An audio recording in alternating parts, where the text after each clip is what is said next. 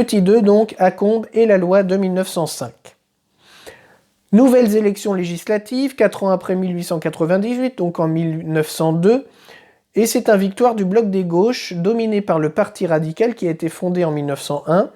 Et le Parti radical, en fait, c'est un parti qui regroupe des républicains de gauche et énormément de francs-maçons. C'est dans ce parti que l'on retrouve la plus forte proportion de francs-maçons en France. Donc, comme je vous le disais, environ 200 francs-maçons au Sénat, sur 300 sénateurs, et 250 à la Chambre des députés. Je vais d'abord vous parler de celui qu'on appelle le père Combes. Pourquoi le père Combes est-il prêtre? Non, mais vous allez voir que ça a failli. Émile Combes est donc né en 1835, il est mort en 1921. Il est issu d'un milieu modeste mais catholique. Son oncle, qui était aussi son parrain, est prêtre et il finance ses études. Le petit Émile entre au séminaire et y poursuit des études supérieures avant d'être renvoyé car sa vocation semblait peu sérieuse, ce qu'il a contesté. Il fait un doctorat ès-lettres, il est spécialisé sur saint Thomas d'Aquin et saint Bernard. Il devient professeur dans un lycée catholique, il se marie en 1862, devient médecin en 1868, il entre dans la franc-maçonnerie en 1869, dans la loge appartenant au Grand Orient de France, la loge Les Arts Réunis de Barbezieux, c'est une ville en Charente, et il se lance en politique à partir de 1876, il est sénateur à gauche à partir de 1885, et il renie sa foi et il devient farouchement anticlérical. Vous voyez donc, on parle du petit père Combes parce qu'en fait, il aurait pu très bien devenir prêtre si le séminaire ne lui avait pas dit de s'arrêter. Donc pour se moquer un petit peu de lui, on l'appelle le père Combes, alors qu'en réalité, il a toute sa vie durant ensuite combattu l'Église.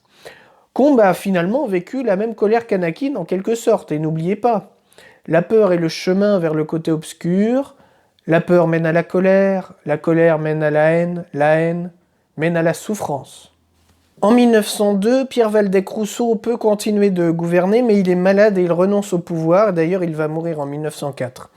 Mais n'oubliez pas non plus, la mort est un élément naturel de la vie. Réjouis-toi pour tous ceux autour de toi qui retournent à la force. Combes, à la suite de Waldeck-Rousseau, est nommé président du Conseil. Et il va donc mener une politique farouchement anticléricale, qu'on dit combiste. On utilise ce néologisme à l'époque de combiste pour désigner une politique très anticléricale menée par Émile Combes. Il refuse l'autorisation ou la confirmation à quasiment toutes les congrégations religieuses. Vous vous rappelez, avec le texte de la loi de 1901 que j'ai lu, que les congrégations religieuses sont soumises à une demande d'autorisation du Conseil d'État pour continuer d'exister. Eh bien, Émile Combes va demander à la Chambre de refuser quasiment toutes les autorisations. Toutes les congrégations religieuses concernées, donc la grande majorité, doivent donc quitter le territoire de la France en 1903, et pas seulement les congrégations enseignantes, mais également les contemplatifs, par exemple les moines. Les moines de la Grande Chartreuse ou les moines de Solesmes sont par exemple expulsés manu militari, malgré la protestation des habitants. On a beaucoup de photos qui font mémoire de cela. On voit les gendarmes arriver pour aller tirer les moines de chez eux et les expulser. Il y a beaucoup de congrégations comme ça qui vont devoir quitter la France et s'implanter au Royaume-Uni, c'est ce qu'a fait Solesmes, ou en Amérique du Nord par exemple. C'est ce qu'ont fait des congrégations religieuses enseignantes en grand nombre, qui donc ont un petit peu disparu de la France, mais ont essaimé partout ailleurs dans le monde grâce à Émile Combes finalement. La même année 1903, Léon XIII meurt, il a mené un des plus longs pontificats de l'histoire de l'Église, puisqu'il a été pape de 1878 à 1903. Son record a été battu au XXe siècle par Jean-Paul II, qui a lui régné de 1978 à 2005, mais Léon XIII a vécu un très long pontificat, bien qu'à la fin de son pontificat, il fut très fatigué et n'était plus vraiment en mesure de diriger l'Église. Il est remplacé par Pie X, et Pie X tient une position sans concession face à la politique de Combes. Il fait d'ailleurs, ce même Émile Combes, fermer l'ambassade de France au Vatican. En gros, ça veut dire on rompt les relations diplomatiques, c'est pas rien. En 1904, donc, Émile Combes va même dissoudre officiellement les congrégations enseignantes, malgré la protestation de la droite et de la gauche modérée. Combes est content, aucune limite à mon pouvoir. L'idée de Combes, finalement, en faisant ça, c'est de laïciser complètement l'enseignement et le pays d'ici 10 ans et se débarrasser enfin du pouvoir romain. C'est ce qu'on avait déjà essayé de faire sous la Révolution française, en imposant la constitution civile du clergé qui rendait indépendant le clergé français du pape. Et bien finalement, maintenant, on essaye carrément de se débarrasser du clergé, c'est plus simple. Les catholiques sont donc considérés par Émile Combes, comme les révolutionnaires à l'époque, comme des potentiels traîtres à la nation, à la solde du pape, de la même manière que pour les anti-dreyfusards, les juifs sont de potentiels traîtres à la nation, qui sont à la solde de la nation juive répandue dans le monde. On a ce même a priori côté Émile Combes par rapport aux catholiques. Pour renforcer les provocations envers le pape, comme je vous le disais, on va même en venir à nommer des évêques sans accord du pape. En 1904, donc, le pape Pie X appelle les autres pays d'Europe à prendre parti contre la politique anticléricale de Combes. Les relations diplomatiques sont officiellement rompues en mai. Elles étaient encore existantes, même si l'ambassade de France était fermée. L'ambassade du Vatican restait ouverte à Paris. Les relations diplomatiques sont donc rompues en mai 1904 et il y a enfin un projet de séparation entre les églises et l'État mené par Aristide Briand, qui est un député républicain socialiste de la Loire. Nous arrivons à un autre épisode peu connu mais qui a fait grand bruit à l'époque et qui n'a pas été négligeable dans ses conséquences pour la suite, c'est ce qu'on appelle l'affaire des fiches. De quoi parle-t-on? Alors, fin 1904, le gouvernement est affaibli par l'affaire des fiches. On révèle que depuis 4 ans, le général André, qui était ministre de la guerre, fait ficher tous les officiers de l'armée selon leurs opinions politiques et religieuses. Il n'y a rien de scandaleux à faire ficher les officiers pour leur avancement, ça c'est un système officiel, mais là il s'agit d'un fichage parallèle et secret. Ils sont fichés donc avec leurs idées politiques et religieuses. Il est noté par exemple sur chacune des fiches des indications telles que VLM va à la messe, Jésuitard, vieille peau fermée à nos idées, rallié à la République n'emporte pas moins un nom à particules, a assisté à la messe de première communion de sa fille, etc. Vous vous en doutez bien, tous les catholiques sont privés d'avancement. Pourquoi? Le général André est membre du Grand Orient de France et ses fiches, elles sont stockées non pas au ministère de la Guerre, mais au siège du Grand Orient à Paris, la principale obédience maçonnique. Mais que va-t-il se passer? Jean-Baptiste Bidguin, qui est secrétaire général adjoint du Conseil de l'Ordre du Grand Orient de France, se rapproche de l'Église à la suite d'un décès d'un proche.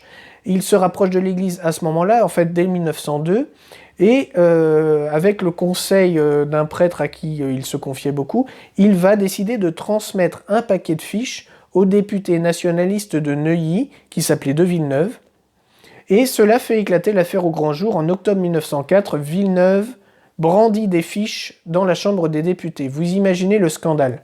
Et si je vous disais que la République est maintenant sous contrôle d'un seigneur des ténèbres des Scythes? Alors Bidguin, lui, va quitter la franc-maçonnerie et passera le reste de sa vie à lutter contre la franc-maçonnerie, mais dans l'immédiat, en 1904, en octobre, c'est un tel scandale que le général André doit démissionner, ainsi que Combes, qui quitte le pouvoir le 25 janvier 1905. La loi de séparation se prépare entre l'Église et l'État, mais Combes n'est plus là pour en faire un texte ultra répressif. Il est discrédité par cette combine du Grand Orient de France dans l'armée, qui cherchait donc à réduire l'influence catholique, mais de manière absolument pas démocratique, mais justement de manière plutôt secrète. Il est remplacé comme président du Conseil par Maurice Rouvier, qui est de retour jusqu'à mars 1906. Combes aurait dit à Bidguin à cette occasion-là: « Nous étions comme des frères, je t'aimais, Jean-Baptiste. » Voilà donc pour cette affaire des fiches. Donc une affaire qui a duré quelques années, qui a fait scandale à la fin de l'année 1904, qui a discrédité une partie de la République, et ça c'est important de le noter. Et on va quand même arriver à l'année 1905, et avec le grand C, la séparation. Il y a un débat houleux au Parlement à propos de cette loi de séparation. Elle est préparée durant toute l'année 1905 et elle est finalement votée le 9 décembre. Je vous lis un extrait. C'est un extrait dont vous avez déjà entendu certains passages, puisque ce sont les passages du début de la loi qui sont très importants. Mais je vais vous lire un extrait un peu plus étendu qui va peut-être vous surprendre. Alors, loi du 9 décembre 1905 concernant la séparation des églises et de l'État, journal officiel du 11 décembre 1905. Titre 1er, principe. Article 1er. La République assure la liberté de conscience. Elle garantit le libre exercice des cultes sous les seules restrictions édictées ci-après dans l'intérêt de l'ordre public. Article 2. La République ne reconnaît, ne salarie ni ne subventionne aucun culte. En conséquence, à partir du 1er janvier qui suivra la promulgation de la présente loi, seront supprimés des budgets de l'État, des départements et des communes, toutes dépenses relatives à l'exercice des cultes. Pourront toutefois être inscrites au dit budget les dépenses relatives à des services d'aumônerie et destinées à assurer le libre exercice des cultes dans les établissements publics tels que lycées, collèges, écoles, hospices, asiles et prisons. Les établissements publics du culte sont supprimés sous réserve des dispositions énoncées à l'article 3. Vous voyez, vous êtes peut-être surpris parce que ce que nous dit cette loi, c'est que certes, la République ne reconnaît ni ne subventionne aucun culte, mais elle garantit la liberté de conscience et de religion. Et donc, c'est ce qui est dit mot pour mot dans ce texte. Il peut très bien y avoir, par exemple, un espace, une pièce dédiée à une aumônerie dans les établissements publics, tels que les lycées, les collèges, les hospices et les hôpitaux. C'est donc un régime de liberté envers l'Église. Il s'agissait de calmer les tensions avec les catholiques. La suite de la loi va aussi faire que les églises construites avant cette loi appartiennent aux communes et les cathédrales appartiennent directement à l'État, mais elles sont sous la responsabilité des prêtres qui sont en charge. Ce qui permet aujourd'hui tout simplement d'entretenir ce patrimoine millénaire que l'Église ne pourrait pas gérer toute seule aujourd'hui, puisqu'elle a peu de moyens financiers. Vous savez que l'Église de France est assez pauvre, elle ne vit que du don des fidèles et elle ne serait évidemment pas capable d'entretenir les églises dans chaque village, les cathédrales dans les départements. Vous imaginez bien que l'Église catholique en France n'est pas capable de subvenir elle-même à la réparation de Notre-Dame. Donc cette loi de 1905, finalement après coup, elle satisfait beaucoup de gens, puisque c'est une loi de liberté, mais qui prend quand même en considération l'histoire et le patrimoine de la France, et donc la République soutient matériellement l'entretien des bâtiments qui datent d'avant 1905, mais c'est le clergé qui règle ce qui se passe dans ces bâtiments. Cependant, je dis que à long terme, on se rend compte du bénéfice de cette loi. À moyen terme, à court terme, en fait, il y a des tensions vives. Il va y avoir ce qu'on appelle la querelle des inventaires en février et mars 1906. La loi dit que tous les objets du culte, tout ce qui appartient à l'Église, devrait être inventorié par les forces de l'ordre. Comme les objets du culte appartiennent aux communes ou à l'État, il faut bien les inventorier pour que la République sache de quoi elle dispose. Puisqu'on s'est séparé de l'Église, ce n'est plus à l'Église de gérer ce qui appartient à l'État, c'est à l'État de le faire. Mais c'est mal vu par les fidèles. Pourquoi ? Parce que les fidèles, après la Révolution, ils ont financé eux-mêmes la réparation des églises qui avaient été abîmées ou la construction de nouvelles églises. Ils avaient aussi financé l'achat de nouveaux objets du culte. Donc ils voient ça comme une nouvelle spoliation, ces inventaires. Vous savez que dès 1789, la France nationalise les biens du clergé. Et là, en quelque sorte, elle le refait une deuxième fois, alors qu'entre-temps, ce sont les fidèles catholiques qui ont financé ces biens. Donc les fidèles catholiques prennent très mal cette décision de faire des inventaires des objets qui sont dans les églises. Ils considèrent en fait que la République s'approprie ce qui ne lui appartient pas, et ils vont donc décider de résister. Cela se fait dans la plus grande partie du temps de manière assez pacifique. On va se planter devant son église en chantant « Nous voulons Dieu, Vierge Marie », par exemple, ou on va aller prier dans l'église en chantant « Pitié mon Dieu, c'est pour notre patrie que nous prions au pied de cet autel », ces chants que vous connaissez par cœur désormais. Mais parfois, ça se fait dans la violence. On va essayer de ne pas du tout laisser rentrer les gendarmes, les huissiers qui doivent faire ces inventaires. Dans la majorité des cas, on va finalement les laisser faire, mais dans certains cas, ça va très mal se passer. Surtout quand les gendarmes doivent se saisir des objets sacrés. Par exemple, comme objet sacré, le plus sacré, ça va être les ciboires pleins d'hosties qu'il y a dans les tabernacles. Vous savez que pour les catholiques, les hosties qui sont consacrées à la messe, c'est le corps du Christ réellement. C'est vraiment le Christ sous la forme du pain et du vin pendant la messe, mais on ne conserve pas le vin. Donc, ces hosties qui ont été consacrées pendant la messe, elles sont renfermées dans ce qu'on appelle le tabernacle, qui est une espèce de coffre-fort placé dans les autels, dans les églises, et c'est là qu'on protège le corps du Christ qui est réellement présent dans la foi catholique.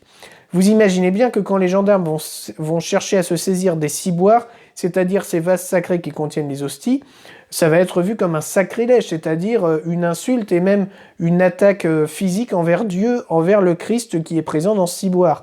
Vous imaginez la violence que ça peut provoquer quand des gendarmes essayent de se saisir de cela.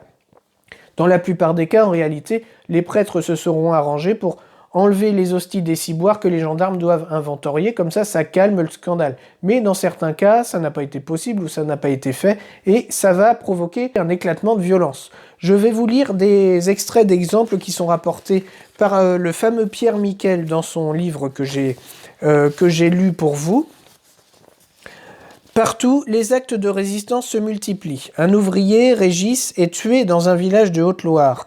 Dans le nord, à Bechep, le boucher Élie Guizel reçoit une balle de revolver tirée par le fils du percepteur qui croit son père en danger. Député maire de Chatou, le franc-maçon Berthaud est aspergé d'eau bénite par une femme pieuse. Le préfet de Seine-et-Oise reçoit un chandelier sur la tête. Au Sable d'Olonne, un commissaire est battu. À Paris même, des troubles sont signalés. Les fidèles de Notre-Dame-des-Champs et de Saint-François de Sales empêchent les inventaires. 2000 personnes sont massées à l'intérieur de Saint-Pierre de Chaillot, 7 sont arrêtés à Saint-Thomas d'Aquin, on se bat à Saint-Roch, à Sainte-Clotilde, à Saint-Pierre-du-Gros-Caillou. À l'église rurale de Gaube, il y a en revanche des troubles. La foule des fidèles allume un feu pour aveugler les assaillants. On arrête un vieillard. La foule veut dételer les chevaux de l'omnibus et les pierres sifflent aux oreilles des gendarmes. Comme à Troyes, le curé de Gaube résiste à des assaillants soutenus par la municipalité. Je vous donne maintenant un exemple un peu plus développé à propos de l'église Saint-Éloi à Tourcoing. La résistance est parfaitement au point. La loi maudite, explique le doyen, c'est-à-dire le prêtre en charge supérieur des prêtres des autres paroisses, la loi maudite est tout entière condamnée par le souverain pontife sans restriction ni réserve. C'est fini, nul ne peut l'accepter. La lutte est un devoir imposé par Rome qui tombe sur un terrain politique préparé. Le maire de Tourcoing, Dron, principal adversaire du clergé, est attaqué par les catholiques dans des tracts qui mobilisent les ligueurs. Les catholiques ne laisseront pas profaner leurs églises, proclame l'un d'eux, ils résisteront jusqu'au bout. Un autre tract proteste contre le ministère des fiches, vous voyez le rapport avec ce dont je vous ai parlé plus tôt, et les francs-mouchards. Un appel est placardé dans la ville. Catholiques, à vos postes. Le pape, notre archevêque, nous ont dicté notre devoir, obéissons. Un immense écran de toile blanche est tendu au-dessus de l'église Saint-Christophe. Sur 60 mètres carrés, on peut lire l'inscription suivante en lettres noires. Aujourd'hui, cambriolage officiel des églises de Tourcoing, œuvre sacrilège de M. Dron et de ses électeurs. On organise ensuite la défense des lieux. De lourds camions affrétés par le comité catholique débarquent des matériaux en provenance des usines textiles, des balles de coton brut ou métallurgiques, des barres de fer, des plaques de tôle, des sacs de ciment, des madriers. Des wagonnets sont installés sur des rails pour transporter les matériaux dans le transept. On mure certaines portes, on installe des chicanes. Je vous épargne le passage suivant, on arrive à la fin. La troupe intervient enfin, 500 soldats du 43e de ligne et du 19e de chasseurs à cheval, sans compter les gendarmes et les policiers. Les crocheteurs entrent de force après sommation, ils mettent beaucoup de temps à franchir les barricades et font céder les portes à coups de hache. Le tocsin sonne quand ils ouvrent la sacristie. L'inventaire terminé, la foule est toujours dense sur la place, où les bagarres n'ont pas cessé. Le dimanche 11 mars, l'affluence est considérable à la messe, dans l'église tendue de noir, décorée d'inscriptions. « Ma maison est une maison de prière, ils en ont fait une caverne de voleurs. » Le doyen de Saint-Christophe remercie ses fidèles. « Vous nous avez montré au cours de cette semaine, par votre attitude, que jamais la loi de séparation condamnée par le pape ne serait acceptée par vous. » Et d'ajouter, pensant au scrutin législatif qui se prépare et qui doit accorder la victoire à la France d'Henri IV et de Saint-Louis, il importe dans les prochaines élections de ne donner vos suffrages qu'à des hommes soucieux de ne pas faire de la France une nation athée et résolue à rendre à l'Église ce que la loi de séparation vient de lui ravir. Vous voyez donc quelques exemples de ces confrontations autour de la loi de 1905 pendant les mois de février et de mars 1906. Le ministère Rouvier veut s'obstiner à appliquer la loi strictement, mais il perd la confiance de la Chambre et démissionne. Le 14 mars, Ferdinand Sarrien devient président du Conseil, avec Clemenceau comme ministre de l'Intérieur, Clemenceau qui par ailleurs est anticlérical, mais pas franc-maçon, et Aristide Briand qui lui est ministre des cultes, puisqu'il n'y a certes plus de reconnaissance de l'Église en France, mais il y a toujours un ministère des cultes, et donc Aristide Briand est ministre des cultes et lui veut l'apaisement. Le nouveau gouvernement accepte très rapidement de renoncer aux inventaires auxquels la population s'opposerait. Le 20 mars 1906, alors qu'il ne reste plus que 5000 lieux de culte à inventorier sur 68 000, Clemenceau déclare à la Chambre « Nous trouvons que la question de savoir si l'on comptera ou ne comptera pas les chandeliers dans une église ne vaut pas une vie humaine. » Il y a eu un mort, je vous rappelle. Voilà pour ce qui est de cette loi de séparation de l'Église et de l'État. Maintenant, conclusion de ce chapitre. Comment la République s'est-elle installée durablement à partir de 1870 ? Eh bien, la réponse que je vais donner, vous pourriez vous-même la donner, puisque vous avez suivi mes cours vidéo avec beaucoup d'assiduité. Enfin, là voilà, je vous mâche le travail. La République s'installe durablement d'une part, parce que les forces monarchistes sont incapables d'imposer quelqu'un, vous vous rappelez. Au bout d'une première décennie, les institutions sont implantées, les Français ont vu qu'un gouvernement républicain pouvait tenir et les députés républicains sont de plus en plus nombreux. Une fois au pouvoir, les républicains assurent la pérennité des institutions en nommant des préfets de leur bord et en favorisant le service public républicain. Ils luttent contre l'influence de l'Église, contre l'école privée et contre les congrégations, vous l'avez vu dans les 2 dernières vidéos. Les républicains misent également sur le patriotisme des Français. La République doit former de bons citoyens pour se venger de l'Allemagne et retrouver la grandeur de la France. Je vous rappelle le texte du chant du départ que nous avons étudié en début d'année. La République nous appelle, sachons vaincre ou sachons périr. Un Français doit vivre pour elle, un Français doit mourir. La République s'implante donc aussi dans les cœurs des Français, car les symboles sont transmis aux jeunes générations, et les fêtes populaires, comme le 14 juillet, contribuent à faire aimer la République. Mettez-vous à la place d'un enfant né en 1870. Il va à l'école en 1880. Quand il vote la première fois en 1891, il a reçu toute une éducation républicaine à l'école, même s'il a été dans une école catholique d'ailleurs, puisque l'enseignement de l'amour de la patrie est enseigné dans les écoles catholiques, et puis avec le ralliement, on se rallie aussi à la France républicaine.